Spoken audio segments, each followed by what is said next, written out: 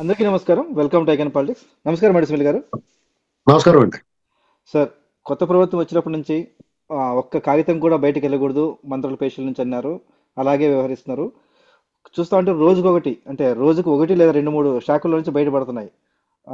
Police స్టేషన్ల విషయంలో కానీ, లేదంటే ఆ, ఆ, ఏంటి టూరిజం శాఖలో కానీ, ఇలా రకరకాలుగా గుట్టలు గుట్టలుగా వస్తూనే ఉన్నాయి. తర్వాత శాప్లో జరిగిన అక్రమాల గురించి కానీ, ఎప్పుడు ఎవరికి అంటే ముందు అధికారులకు శిక్ష పడుతుందా, లేకపోతే ఈ మంత్రులకు కానీ, లేదంటే జగన్ గారికి కానీ శిక్ష పడుతుందా? ఎప్పుడు కనీసం ఎప్పుడు స్టార్ట్ అవుతాయంటారు ఈ కేసులు నమోదు అంటే చేయడానికి? ముందుగా అధికారులు, అధికార యంత్రాంగం దొరుకుతారండి. ఎందుకంటే వాళ్ళే ఇప్పుడు రాజకీయ నాయకులు, మంత్రులు వాళ్ళ ప్రమేయం ఖచ్చితంగా వాళ్ళ ఉద్దేశ ప్రకారం వీళ్ళు చేస్తారు, కానీ రికార్డెడ్ వీళ్ళు దొరుకుతారు. ఫస్ట్ వీళ్ళు బలవుతారు. గతంలో వైఎస్ రాజశేఖర రెడ్డి ముఖ్యమంత్రిగా ఉన్నప్పుడు జరిగింది తతంగం తెలిసి వాళ్ళు జైల్లోకి వెళ్ళిన విషయం తెలిసి వీళ్ళు వివేకహీనులై బుద్ధిమాంద్యంతో ఇవన్నీ చేశారు. మళ్ళీ జగన్మోహన్ రెడ్డి దగ్గర ఇతను ఏదో శాశ్వతంగా ఉండిపోతాడో, 151 సీట్లు వచ్చినాయి, తెలుగుదేశం పార్టీ ఇంక రాదు, ఇతనే ఉంటాడు మేకు దగ్గొట్టుకుని అన్నట్టుగా ఉన్నారు, పనిచేశారు వాళ్ళు.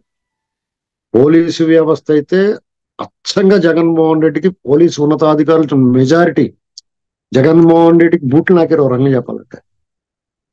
అంటే అతను సైన్యంలో పనిచేశారు. అంటే అణిచివేతకి వాళ్ళు సహకరించారు, అరాచకాన్ని సహకరించారు, అవినీతికి పట్టపగల దోపిడీకి సహకరించారు. దొంగ పోలీసు ఒకటి అయిపోయారు ఓ రంగం చెప్పాలంటే. అత్యున్నత పదవుల్లో ఉన్నవాళ్ళు, దేశంలో అటానమస్ బాడీ అనిపించుకున్న వాళ్ళు, విశేష విచక్షణాధికారం కలిగిన వాళ్ళందరూ కూడా ఈయనకి దాసోహం అన్నారు ఒక రకంగా చెప్పాలంటే. కాబట్టి వీళ్ళు తెలుగుదేశం పార్టీ ముందు చాలా పెద్ద టాస్క్ అండి ఇది.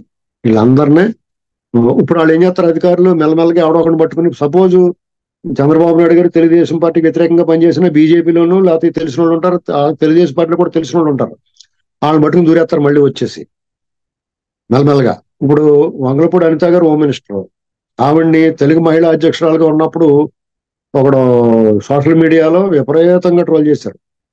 చాలా దారుణమైన పోస్టులు పెట్టి ఆవిడ్ని చాలా హింసించాడు మానసికంగా. వాడు ఎవడో ఒకటి ద్వారా పట్టుకుని ఇంకో మంత్రి గారి దగ్గరికి వెళ్ళిపోయి ఏదో చెప్పించుకుంటాడు. వీడు తెలియజేసేయండి ఇలాగా.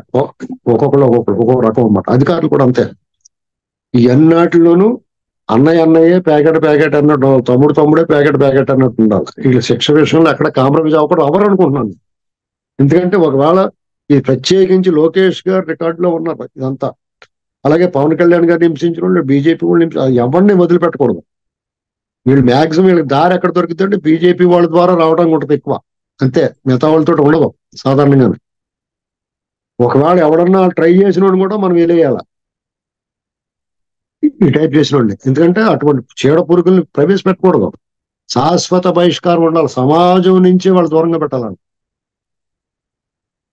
జగన్మోహన్ రెడ్డి గారు ఏమన్నాడు, చంద్రబాబు నాయుడు నథింగ్ అన్నాడు. ఇప్పుడు ఎవరు నథింగ్ అయిపోయారో తెలుసు కదా. సకల జనులు చంద్రబాబు నాయుడు గారు కావాలని కోరుకున్నారు. ఇది ఆయన విశేషం. ఆయన ఒక ఆస్తి అండ్ ప్రాపర్టీ అండి. తెలుగు వాళ్ళ ప్రాపర్టీ చంద్రబాబు నాయుడు గారి సంపద. ఆ సంపదనే ఇతను అనంత పద్మనాభ స్వామి గుళ్ళో ఉన్న సంపద లాంటి చంద్రబాబు నాయుడు గారు. ఎందుకంటే అది తరగని ఆస్తి అది.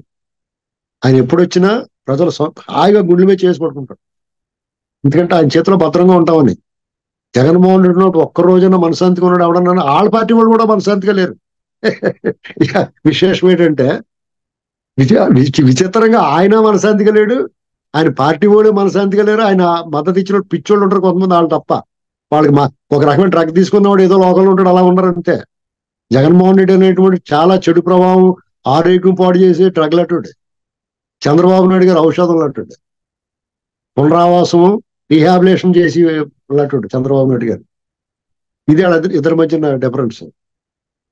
క్లియర్ గా డైరెక్ట్ గా చెప్పాలంటే చంద్రబాబు నాయుడు గారు దేవుడైతే ఇటు దెయ్యం. అర్థమైందండి. ఇంకా సింపుల్ లాంగ్వేజ్ చెప్పాలంటే ఈవిల్ ఫోర్స్ జగన్మోహన్ రెడ్డి అంటే.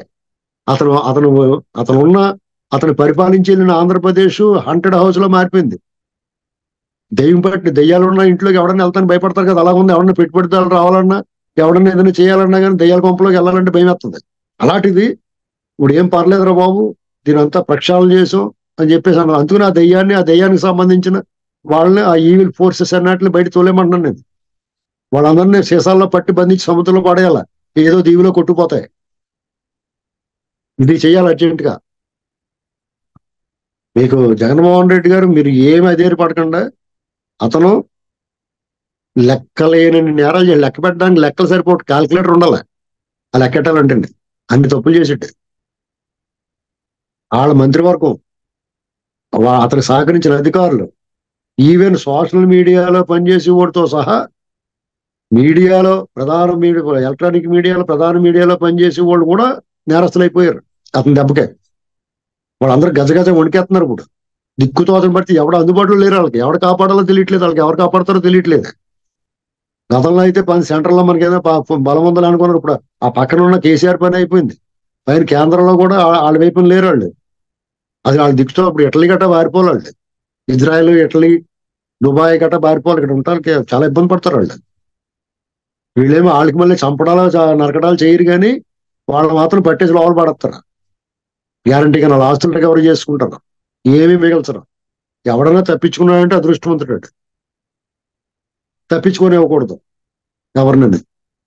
మీకు అధికారులే చిన్న పెద్ద తప్పులు చేశారండి అధికారులు. వాళ్ళందరూ ఒంటి మీద డ్రెస్ ఉండకూడదు. సీతారామాంజనేయులు, కొల్లి రఘురామరెడ్డి ఇలా అందరూ ఎక్కడో చోట పారిపోతామని చూస్తారు. వీళ్ళందరూ ముందు అర్జెంట్ కేసులు పెట్టి లోపల పెట్టాలి. ఆల్రెడీ సత్యనారాయణ కూడా ఆర్థిక కార్యదర్శి వెళ్ళిపోయాడంట. తీసుకొచ్చేయాల, నువ్వు రారా బాబు ఎక్కడికి వెళ్తామని.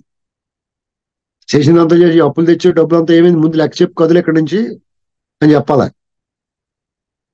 ముందు వీళ్ళు వెనకాల ఎవడైతే సపోర్ట్ చేస్తున్నారో ఆ నిధిలో పెట్టాలి ఫస్ట్. ప్రజలందరూ కాంట్రించి ఉమ్మేయాలి వాళ్ళ మీద. చాలా పెద్ద దీన్ని ప్రత్యేకించి ఒక విభాగాన్ని ఏర్పాటు చేయాలి దీన్ని, ఈ టాస్క్ ఫోర్స్ కింద. డిపార్ట్మెంట్ల నుంచి సిట్ అలాగే అది ఎలాగేస్తారో అలాగే పౌర సమాజం నుంచి కొంతమందిని ఎంచుకుని వీళ్ళందరూ పని పట్టాలి. అదే సమయంలో ప్రభుత్వం మీద అనవసరంగా విమర్శలు చేసి వాళ్ళు నోరెత్తడం లేదు ఎవరికంది. ఇప్పుడు తుఫాను వచ్చిందండి, సునామీ వచ్చింది, విధ్వంసం అయిపోయింది. పునరావాస కార్యక్రమాలు జరుగుతున్నప్పుడు ఎవడన్నా వచ్చి అదేటి ఇదేటని విమర్శ చేస్తాడు, మొహం పగిలిపోయినా కొట్టాల. దీంట్లో కాదు, దాసరి తప్పులు దండంతో సరే అంటారు. నోరెత్తనం కూడా ఎవడనండి, దెబ్బకి దయ్యం వదులుతుంది అంటారు. నా నాలుగు నాకు పెడతాం కానీ పల్లకి అక్కడ ఉన్నదంటే ఎవరు వెనకటికి అలాగా. వీళ్ళందరూ అలాగే చేయాలి. అయ్యా బాబు అని బతిమాలితే ఎవడ ఉండ మాట. ఇది ప్రత్యేకమైన పరిస్థితి ఆంధ్రప్రదేశ్. విధ్వంసం అండి, దారుణమైన పోలవరం ప్రాజెక్ట్ పరిస్థితి చూస్తే అది ఏంటండి, అది ఆధునిక దేవాలయం, సాగునీరు, తాగునీరు, విద్యుత్ ఉత్పత్తి, జల విద్యుత్తు అందులో అనుసంధానం జరిగి రాయలసీమ సస్యశ్యామలం అయ్యే పరిస్థితి నుంచి వైజాగ్ తాగునీరుకి దారుణమైన దాన్ని అసలు దానికి ఆ శిక్ష చేసిన నేరానికి శిక్ష ఏ శిక్ష విధిస్తే ఏ శిక్ష విధించినా తక్కువే. ఉరి శిక్ష వేసినా కానీ టక్మని పోతాడు దెబ్బకి, ఆడికి పరివర్తన ఉండదు. మీకు జగన్మోహన్ రెడ్డి చేత పోలవరం ప్రాజెక్ట్ దాన్ని మట్టి ఎత్తించాల, ఆ ట్రక్ నడపమనాల, ఆ మట్టి అది తోలుతారు కదా, జడ్జిలు వేస్తారు కదా. ఇప్పుడు ఐఏఎస్ ఆఫీసర్లకు వెళ్ళి హాస్టల్లో శుభ్రం చేయండి అలాంటి శిక్షలు వేస్తున్నారు కదా, అలాంటి శిక్ష వేయాలి వీళ్ళకి. పొద్దున శాందాక అందరూ 8 గంటలు పని చేస్తారు, మీరు 14 గంటలు పని చేయమని చెప్పాలి వాళ్ళకి. అలాంటి శిక్ష వేయాలి. తోట చంద్రయ్యని చంపేస్తే దాని మీద సరైన కేసులు కట్టకుండా, దాన్ని పరిష్కారం చేయకుండా ఉన్న పోలీసు అధికారి, జిల్లా అధికారితో సహా దానికి సంబంధించిన జ్యూరిస్డిక్షన్ లో ఉన్న వాళ్ళందరినీ తోట చంద్రయ్య కొడుకు ఇంటికాడ పని మనుషుల కింద పెట్టాల. ఇలాంటి కొన్ని అవుట్ ఆఫ్ ది వే చేస్తేనే భవిష్యత్తులో ఎవడన్నా పొరపాటు చేయాలంటే ఆలోచిస్తారు. మేము ప్రభుత్వాధికారులం, మనకు తిరుగులేదు, మన జీతం మనకు వస్తుంది, రిటైర్ అయిపోయిందో కాలేజ్ ముచ్చవచ్చు, లేదంటే ఏదో రాజకీయ పార్టీలో పోవచ్చు, డబ్బులు కొల్లగొట్టేసి అనుకుంటున్నారు. ఆ అవకాశాలన్నీ మూసేయాలి, దారులు మూసేయాలి. ఏవి వెంకటేశ్వరరావు గారిని వేధించారు 5 ఏళ్ల పాటు. ఆయన నిజాయితీగా లేడా, నిలబడ్డాడు దమ్ముగా, ధైర్యంగా. ఆ దమ్ము ధైర్యం ఏమైపోయిందండి వీళ్ళకి, మిగతా వాళ్ళకి. జగన్మోహన్ రెడ్డి ఏం పీకేస్తాడు, ఆయన ఏం పీకగలిగాడు ఆయన్ని? ఆయన సర్వీస్ లేకుండా చేయగలిగాడు. వీళ్ళందరూ కరెక్ట్ గా ఉంటే ఆ పని చేయగలడా అతను? కాబట్టి మనలో కూడా మార్పు రావాలా. ప్రజల్లో ఖచ్చితంగా మార్పు వచ్చింది. జగన్మోహన్ రెడ్డిని తరిమి కొట్టారు. 10 మందిని ప్రభావితం చేయగలిగి మాట్లాడిన వాళ్ళు అందరూ కూడా జగన్మోహన్ రెడ్డి అరాచకాల మీద మాట్లాడాలి. అంత అనుకున్నాం ఇంత అనుకున్నాం, అతను సపోర్ట్ చేసిన వాళ్ళు కూడా వాయిస్ మార్చి మాట్లాడాలి. ఇప్పుడు పరివర్తన చెందాలి. ఏదో అనుకున్నాం, నువ్వు ఇలాంటి వాడు అనుకోలేదు, నీకు మ్యాటర్ లేదు అనుకో. ఇప్పుడు పెళ్లి చేస్తారు, అన్ని బాగున్నాయి కానీ పెళ్లి చేస్తారు, వాడికి విషయం లేదనుకోండి, ఏం చేస్తారు? వీడు ఇంకా మంచివాడే అని చెప్తారా? పనికి మాలోడు అని చెప్తారు కదా. ఆ మాట చెప్పడానికి ఏంటి అభ్యంతరం ఎవరికన్నానే? కాబట్టి డెఫినెట్ గా జగన్మోహన్ రెడ్డి అనేటువంటి బిహైండ్ ది బార్స్ ఉంటాడు. అతనితో పాటు వీళ్ళందరూ కూడా అష్టచమ్మ ఆడుకుంటా, క్రికెట్ ఆడుకోవడానికి, చెస్ ఆడుకోవడానికి ఈ బ్యాచ్ అందరూ పోతే వీళ్ళందరి చేత ఈ రిమాండ్ ఖైదీలు, ప్రత్యేక హోదాలు అంటే ఇవ్వకూడదు. లోపల వీళ్ళ చేత చపాతీలు, పేపర్ కవర్లు, కొవ్వొత్తులు చేయించాలి, లోపల కూర్చోబెట్టి జైలు అంతా శుభ్రపరచాల. బయట పెట్రోల్ బంకులో గట్రా డ్యూటీ చేయాలి జగన్మోహన్ రెడ్డికి. జైల్లో వాళ్ళు కొట్లే పెడతారు, బయట పెట్రోల్ బంకులే పెడతారు కదా. రాజమండ్రి సెంట్రల్ జైలు బయట పెట్రోల్ బంక్ ఉంటుంది, ఆ పెట్రోల్ బంక్ లో డ్యూటీ చేయాల జగన్మోహన్ రెడ్డికి, పెట్రోల్ కొట్టమని. ఇంత నేరం చేసిన వాడికి ప్రోటోకాల్స్, ఆ ప్రివిలేజెస్ ఏమి ఉండకూడదు. చంద్రబాబు నాయుడు గారికి ఫ్యాన్ పెట్టడానికి ఏడ్చారు ఈ ఉండకూడదు. ఫ్యాన్ అడిగితే జైల్లో జైల్లో దోమలు కొడుతున్నాయంటే దోమలు కొట్టుకు రంబా ఊరుసి వస్తాయని చెప్పి అన్నాడు, దోమలు రాకుండా అని చెప్పి. అందుకే మనిషిని హ్యూమిలేట్ చేశారండి. ఎంత దారుణంగా మాట్లాడారు వాళ్ళు. వీళ్ళేం మాట్లాడక్కర్లేదు. జగన్మోహన్ రెడ్డికి ఆ సెంట్రల్ జైలు బయట పెట్రోల్ బంక్ లో పెట్రోల్ కొట్టి డ్యూటీ చేయాలా. ఆ పెట్రోల్ రేట్లే తెలుస్తాయి ఎలా ఉంది, ఇటు ప్రజలు ఏమనుకుంటున్నారో. వచ్చి ఒక్కొక్కడు ఉమ్మేసిపోతూ ఉంటాడు, పక్కన బకెట్ ఓ మగ్గు పెడితే మొహం కొడుకుంటా ఉంటాడు. ఇది ఒక రాజ్యాంగం సవరించాలా, క్రిమినల్ లా సవరించాలా, న్యాయమూర్తి ఇటువంటి శిక్షలు వేయాలి వాళ్ళకి. అప్పుడు ఒళ్ళు దగ్గర పెట్టి పనిచేస్తాడు ఎవడన్నా.